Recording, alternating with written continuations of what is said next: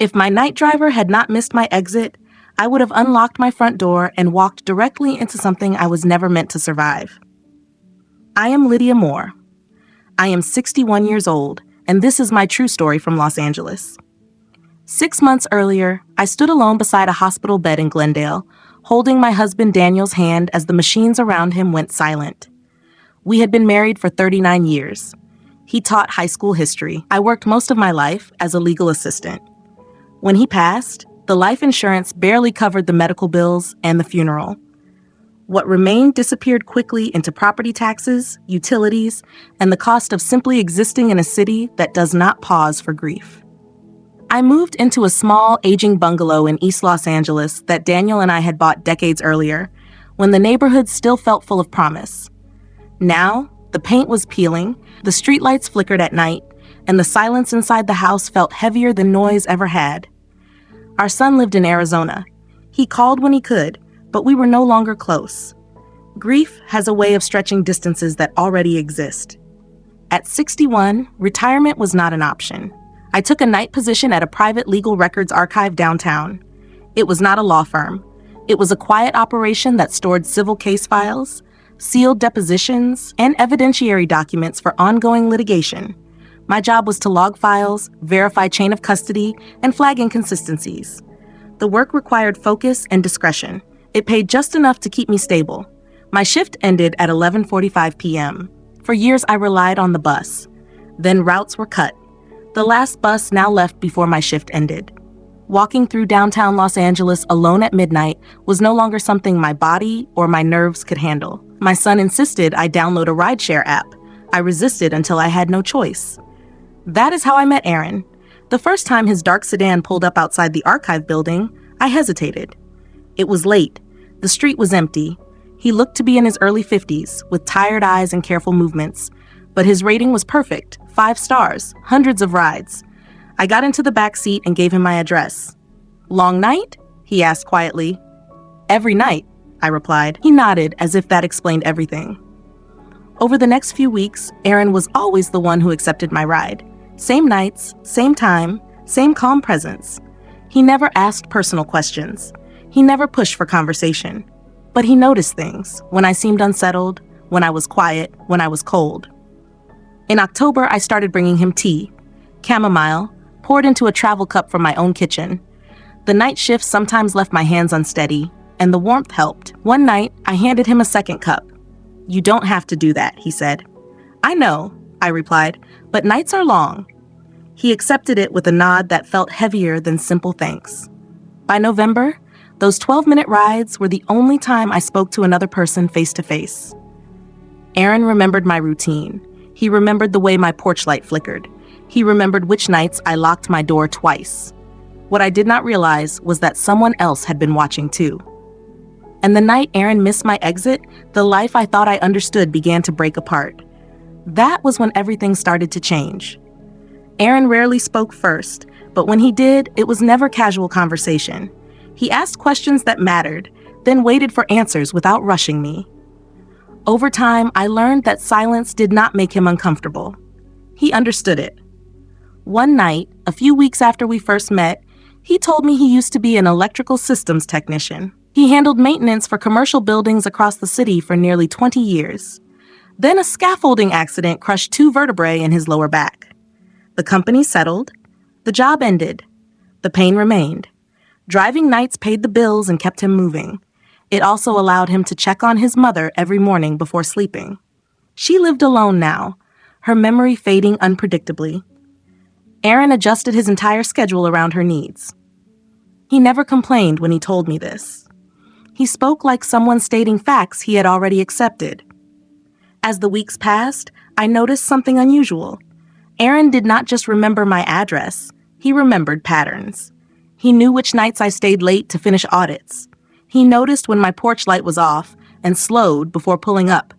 He paid attention when the street felt different. Once, as we drove past my block, he said, "There's a car parked across from your house that I've seen before." I dismissed it. Los Angeles is full of cars that never move. He did not argue. He simply nodded and continued driving. Another night, he asked if I ever brought work home. I told him no. Files never left the archive. Everything was logged, everything was tracked. He seemed relieved. By December, bringing him tea had become routine. Sometimes ginger, sometimes peppermint. I did not think of it as kindness. It was structure, something normal in a life that no longer felt stable. One night, rain hit the windshield hard, blurring the city into streaks of light. I mentioned how quiet my house felt now, how even the walls seemed to remember my husband's footsteps. Aaron kept his eyes on the road. "My son used to say the house sounded different when my father died," he said, like it knew. That surprised me. "You have children?" I asked. "One," he replied. "A son. We don't speak anymore." He did not elaborate, and I did not press, but his hands tightened slightly on the steering wheel. What I did not know then was that Aaron paid attention not only to me, but to others who mentioned me. Over the past month, he had driven a man who talked too freely when drunk. A man who complained about audits, about missing files, about someone in records asking the wrong questions. A man who repeated my street name as if memorizing it. Aaron had learned to listen years ago, after failing to listen once when it mattered. That failure had cost him his son. I did not know that yet. I only knew that when Aaron dropped me off each night, he waited until my front door closed before driving away. I thought it was courtesy. It was actually vigilance. When he began logging license plates, memorizing voices, and tracking times, he did not see himself as a hero. He saw himself as someone making sure he would not ignore warning signs again. The night the route changed, he was already certain something was wrong. He just needed to make sure I would listen. By January, our nights followed a steady rhythm. I stepped out of the records archive at 11:45 sharp. The security guard nodded as I passed. Aaron's car waited in the same spot, engine running, headlights dimmed. I slid into the back seat, set my bag down, and handed him the tea without speaking. He thanked me quietly, as if we had already agreed words were optional. Those 12 minutes became the only part of my day that felt grounded. I learned that Aaron preferred driving nights because the city revealed itself honestly after dark. No performances, no crowds, just people trying to get home, trying to survive, trying to forget. He once told me he could tell when someone was lying by how they breathed, not by what they said. Drunk passengers especially spoke without realizing how much they revealed. I told him about the audit. It started simply: a few files flagged as incomplete, a few scanned documents that did not match their originals.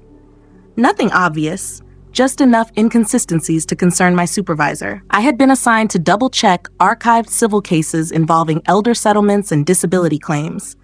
The kind of cases no one revisits once paperwork is signed. I did not realize how carefully Aaron was listening. He asked which nights I worked late. I told him Tuesdays and Fridays were usually the busiest. He nodded, storing the detail. One evening, as we turned onto my street, I noticed a man standing under a flickering streetlight near the corner. Middle-aged, baseball cap low, pretending to scroll on his phone. I mentioned it casually. Aaron slowed the car. "That man has been there before," he said. A sense of unease settled in. "Are you sure?" "Yes. Third time this week." I told myself it meant nothing. Cities are full of people who seem out of place and everywhere at once. Still, that night, I locked my door twice. The following week, I noticed a car parked across from my house when I got home. An older sedan, tinted windows, engine cold. It stayed overnight and was gone by morning. I mentioned it to Aaron the next night. He asked for the color, the plate state, any visible damage. "You notice a lot," I said. "I have to," he replied. "It's how I stay alive." It was the first time he said anything that hinted at fear. A few nights later, I found my gate unlatched when I returned home. I was certain I had closed it. The latch was old, rusted, unreliable. I told myself it was nothing. Aaron did not accept that explanation. He asked if anything was missing. I said no. That was not entirely true. A legal pad I kept by the phone was gone. It contained reminders and grocery lists, but one page held notes from work, file numbers, initials, dates. I convinced myself I had misplaced it. Aaron did not argue. He simply said, "If anything else feels off, you tell me immediately." The trust between us built gradually, through routine, shared silence, and small gestures that said I was not invisible. What I did not know was that the man under the streetlight had been timing the minutes between my arrival and the lights going out. that the parked car belonged to someone who knew my schedule better than I did, that someone had already decided I was a problem. And what I did not know was that Aaron had already begun connecting details that unsettled him. The drunk man he kept driving now talked about audits, about records being moved, about a woman asking too many questions, about a house on my street as if it were already accessible. The night Aaron decided to act, he did not see it as bravery. He saw it as the last chance to prevent another mistake. By then, trust was no longer optional. It was necessary. The night Aaron missed my exit, the city felt wrong before I understood why. Rain had just started, a thin, oily drizzle that turned streetlights into blurred halos. I got into the back seat and handed him the tea, expecting the usual right turn 2 blocks later. Instead, he continued straight, merging into traffic moving away from my neighborhood. "Aaron," I said calmly, "you missed Cedar." He did not respond immediately. His jaw was tight. His hands held the steering wheel firmly. "I need you to stay calm, Lydia," he said, "and I need you to listen." My stomach dropped. "Where are we going?" "Somewhere we can talk without being seen," he replied. Fear has a distinct presence, quiet, sharp, immediate. I heard it in my own breathing. "You're scaring me," I said. "I know. I'm sorry. But what I need to tell you is worse if I say it on your street." He turned into an empty office park, long closed for the night. He parked under a flickering security light and shut off the engine. The silence felt heavy. Aaron turned to face me. "Do you know a man named Victor Hale?" he asked. The name felt familiar. I had seen it in the archive, not often, but enough to recognize it. "I've seen the name," I said. "Why?" He exhaled slowly. "I've driven him 8 times in the last 6 weeks. Always late, always drunk, always talking like the car doesn't matter." My pulse quickened. "What does that have to do with me?" Aaron unlocked his phone and held it out. "Because last Friday night he said your full address out loud," he said. And then he said, "She's the one pulling files. She's careful, but she's not invisible." My mouth went dry. "There's more," Aaron continued. "He said you work nights. He said your house is empty on Tuesdays and Fridays. He said if you take anything home, it'll be there." "Take what home?" I asked quietly. "Files, notes, evidence." The air felt heavy. "You can't be serious," I said. "He doesn't even know me." "He knows your routine," Aaron replied, "and he knows your street." He showed me another screen, dates, times, short notes. "Tonight, before I picked you up, I drove past your block," he said. My chest tightened. "Why?" "Because he mentioned you again yesterday. He said tonight would be a good time." Aaron's voice lowered. "His car was parked across from your house when I drove by. Engine warm, lights off."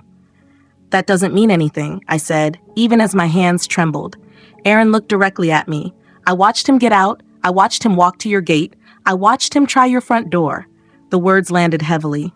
"He tried my door?" "Yes." I could barely hear myself. "What happened?" "He didn't get in, but he didn't leave either. He stood there looking inside like he was confirming something." Tears pressed behind my eyes. "Why are you telling me this?" "Because I'm not dropping you off tonight," Aaron said firmly, "and because you're not going home." "I don't understand," I said. "I don't know what he thinks I have." Aaron leaned back, exhaustion visible on his face. "Neither do I, but I know what happens when someone decides a person is a problem." He paused. "And I know what happens when no one warns them in time." Rain tapped steadily against the windshield. "We're going to the police," he said. "Now." For the first time since my husband died, I felt real fear settle in. And for the first time, I understood how close danger had come to my front door. We did not go to the police immediately. First, Aaron drove through side streets, looping through neighborhoods that looked identical in the dark. He let the silence settle, giving me time to steady myself. When he finally spoke, his voice was controlled. "I need you to tell me exactly what you've been working on at the archive." I watched rain trail down the window and the glow of brake lights ahead. Then I explained the audit in detail. Over the past 2 months, several civil settlement files had appeared incomplete. Original documents were missing. Digital scans were altered in subtle ways. Amounts were adjusted by small percentages most clients would never notice. The cases always involved vulnerable individuals, elderly tenants, injured workers, immigrants with limited English. Nothing obvious enough to trigger immediate investigation, just enough to quietly redirect money. My supervisor first thought it was a clerical issue, then negligence. Then she asked me to track patterns. Aaron nodded slowly. Victor talked about settlements, he said, about payouts being delayed or redirected. He said someone upstairs was getting nervous. Upstairs? I asked. Management, attorneys, anyone approving documents without close review. I felt tension build in my chest. I never took files home, I said. Never, everything stays locked, everything is logged. I believe you, Aaron replied, but Victor doesn't know that. He pulled into an abandoned grocery store parking lot. The sign flickered, even though the building was empty. He parked and turned off the engine. Then he showed me his phone. Notes filled the screen. Dates, pickup locations, fragments of conversations recorded exactly as he had heard them. She checked chain of custody records, audit nights, Tuesdays and Fridays, her house empty after midnight. If she has copies, they'll be there. The thought made me feel sick. You wrote all this down? I asked. After the third ride, Aaron replied, when he started repeating your street name like he was memorizing it. My hands trembled as I scrolled. There was more. 2 nights earlier, Victor had asked another passenger if they knew how to disable alarm systems in older homes. The night before, he talked about garages and back doors and how people rarely secure them properly. I closed my eyes. I thought about the loose hinge on my garage door, the window that never fully latched, and the missing legal pad. I thought I lost it, I said quietly. Aaron did not respond right away. He reached into the center console and pulled out a small digital recorder. I started recording his rides, he explained. Audio only for my own protection. Passengers agree through the app terms, even if they don't realize it. He pressed play. Victor's voice filled the car, unsteady, tense. She's careful, but she's slow. If she figures it out, she'll talk. I need to act first. The recording stopped. I opened my eyes and looked at Aaron. He's not just watching me, I said. He thinks I have proof. Yes, Aaron replied. And even if you don't, he believes your house is where the answers are. Silence settled between us. Then another realization surfaced. Victor works nights too, I said slowly. That's how he knows my schedule. That's how he knows when the building is empty. Aaron's expression tightened. He told me he has keys. He said no one checks the basement after midnight. The basement, where the archive vault was located. My stomach dropped. He's not just taking files. He's removing originals, covering his tracks, making sure nothing leads back to him. And if you find something first, Aaron added quietly, he assumes he can find it faster at your house. The reality settled heavily. If I had gone home that night, I would have walked into a house someone else already considered accessible. I wrapped my arms around myself. We can't wait, I said. Aaron nodded. No, we can't.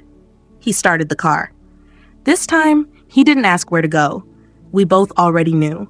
The police station lights cut through the rain ahead of us. For the first time since this began, fear shifted into something more focused. Clarity. The station smelled of disinfectant and burnt coffee. It was just after 1 a.m., the kind of hour when people are too tired to pretend. Aaron and I sat side by side at a metal table while an officer took notes, his pen moving steadily as if he already understood this would be complex. I spoke first. My work, the audit, the missing files, the car across the street, the unlatched gate, the missing legal pad. Saying it out loud made everything feel real in a way I had resisted until now. Then Aaron spoke. He handed over his phone, notes, dates, times, and the recordings. The officer's expression changed when Victor's voice played. Not surprise, recognition. He stepped out and returned with a detective whose gray hair and sharp focus suggested experience. Victor Hale works contract security, the detective said. Night shifts, rotating locations. My breath caught. Security where? The detective looked directly at me. Your archive building and 2 other facilities connected to civil litigation storage. The realization hit immediately. He has keys, I said. Yes, the detective confirmed. Limited access, but enough to move without drawing attention. Everything started to make sense. That's why files disappeared without alarms, I said. That's why the logs looked clean. He wasn't breaking in, he belonged there. The detective leaned forward. There's something else. Victor Hale did not choose you randomly. He placed an old photograph on the table. A group of men stood outside a courthouse. I recognized one face immediately. My husband. Daniel stood in the photo, younger, with his arm around another man. Victor Hale. They worked together years ago, the detective explained. Your husband testified in a civil fraud case that cost Hale his contractor license. He was blacklisted afterward. His career ended. I felt unsteady. Daniel never mentioned him, I said. He likely believed it was over, the detective replied. Hale did not. The realization became clear. This was not only about files or money, it was personal. He followed you because of your job, the detective continued. But when he realized who your husband was, you became both a risk and an opportunity. My hands shook. The detective stood. We're requesting a warrant now for his residence, storage units, and vehicle. After that, everything moved quickly. Radios crackled. Officers moved in and out. Aaron stayed beside me as events accelerated beyond what I could fully process. 2 hours later, the detective returned. They found hundreds of altered legal documents, he said. Originals removed, replacement pages created, evidence of settlement diversions exceeding $500,000. My stomach dropped. And in his garage, he continued, they found printed photos of your house, your gate, your back door, notes about your schedule, and a list labeled contingency.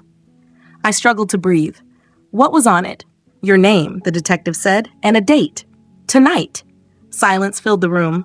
He was planning to confront you, the detective added, to search your house, intimidate you, and if necessary, silence you.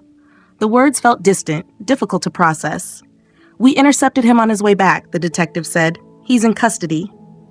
I covered my face and began to cry, unable to hold it back any longer. Aaron did not speak. He simply placed his hand on the table near mine, close enough for me to feel the warmth. You are safe now, the detective said. I did not feel safe. I felt like I had just stepped back from something that could have erased me completely. And I knew with certainty that if Aaron had not missed my exit, there would be no story left to tell. The weeks that followed felt unreal, like living inside someone else's memory. I did not return to my house right away. The police placed me in a small hotel under temporary protection while they completed their investigation. Officers escorted me whenever I needed clothes or documents. My quiet life had become part of the evidence. Victor Hale's arrest did not remove the fear. It sharpened it. I replayed every night in my mind, every routine I had once believed was harmless. I wondered how long he had been watching.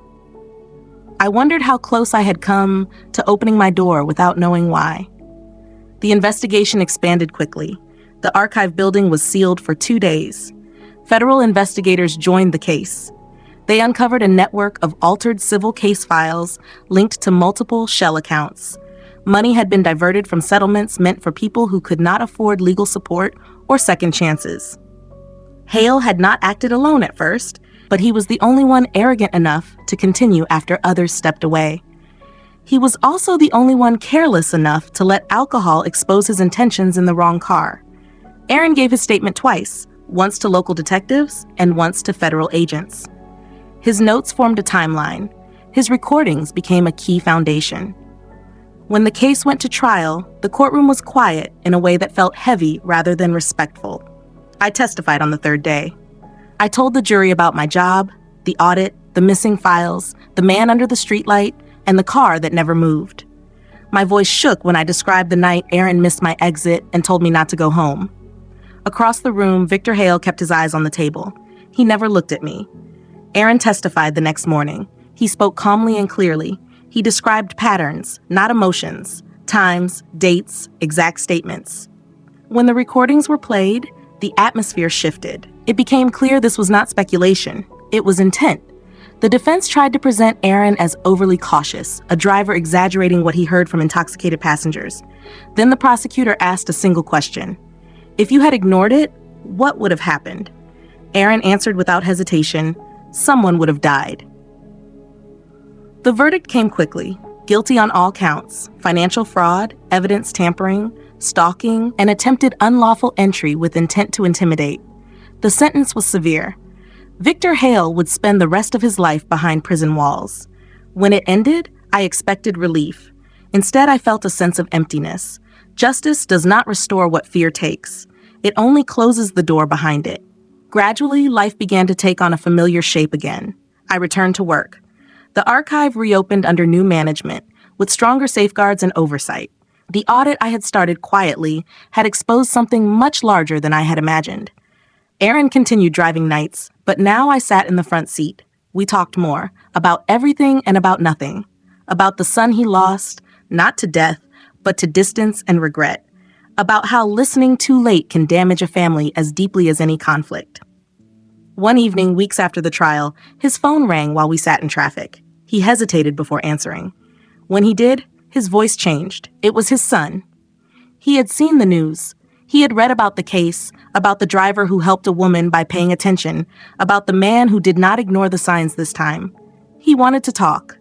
When Aaron ended the call, he pulled the car over and cried, releasing years of tension. I reached for his hand without thinking.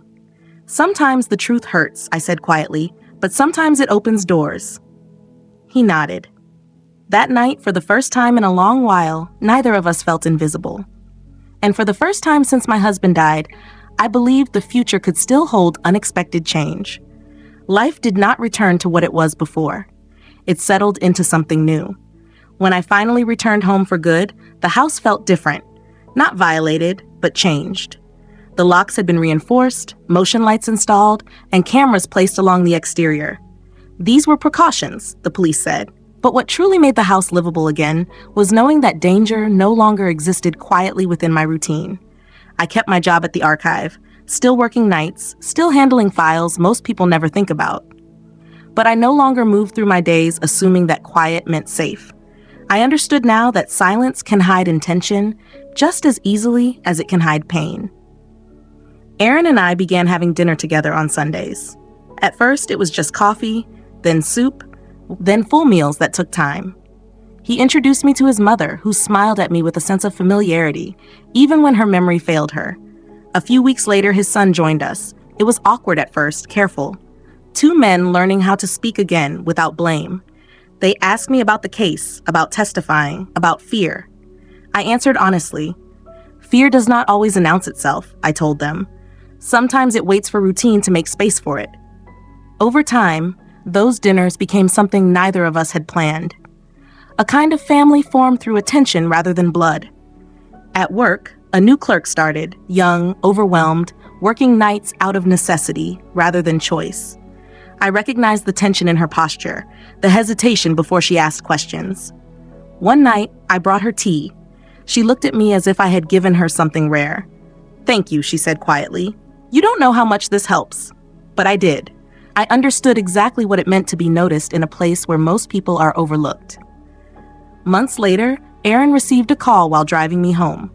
His son had decided to move back to Los Angeles. Slowly, carefully, but with intention. They were rebuilding something that had been broken long before I met either of them. That night, as Aaron dropped me off, he waited until I was inside before driving away. Some habits remain. I am 62 now. I still live in my small bungalow in East Los Angeles. I still work nights. I still drink tea when my hands shake. But I no longer believe I am alone in the quiet. I often think about how easily this story could have ended differently if I had not spoken to my driver, if I had not offered a cup of tea, if Aaron had not chosen to listen when others might have ignored it. Kindness did not save me because it was extraordinary. It saved me because it created connection. Connection leads to awareness. Awareness leads to action, and action changes outcomes. We live in a world where people are often told to mind their own business, to look down, to keep moving, where drivers are invisible and passengers are just fares, where silence is mistaken for safety. This story exists because one person chose to pay attention and another chose to treat a stranger with basic human care. This is the lesson I carry forward. Be kind. Not because you expect something in return, but because attention is not weakness. Be kind because listening can save a life. You may never know whose routine you interrupt, whose fear you ease, or whose ending you quietly change simply by choosing to notice them. I gave my night driver tea every week. One night, he missed my exit, and because of that, I am still here to tell this story. This is my true story from Los Angeles. Looking back, I understand that my life was not saved by luck or courage alone. It was saved by attention, by kindness, by two people who chose not to treat each other as background noise in a long, exhausting night. I did not give Aaron tea because I thought it would matter. I gave it because it felt human. Because grief had taught me how heavy silence can be. In return, he listened when others might have tuned out. He noticed patterns. He trusted his instincts. He chose to act. What I learned is this: harm rarely arrives loudly. It hides in routine, in schedules, in the belief that nothing will happen tonight because nothing happened yesterday. Kindness does not make you weak. Awareness does not make you paranoid. Caring does not make you foolish. Sometimes being kind is what keeps you alive. What lesson did you take from this story? And where are you watching from? Share your city in the comments.